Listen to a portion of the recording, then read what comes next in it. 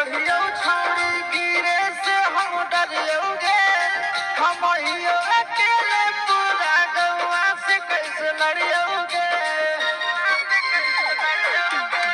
आए रहलो भैया हम पैया के करियोगे। जल्दी एक दो तीन हो जो गोड़ तुर पकड़ियोगे। जब ले तई पकड़ मर जाई तई बकर। जब ले तई पकड़ मर जाई तई बकर। अरे छोड़ दे जो जल्दी चढ़ जो जो मुझे गाछ पार। गौवा वाला हाला कर रहलो छोड़ छोड़ पकड़। छोड़ छोड़ पकड़।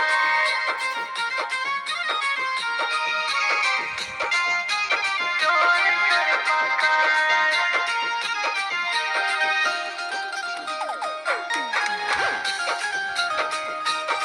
गौवा वाला हाला कर रहलो छोड़ छोड़ पकड़।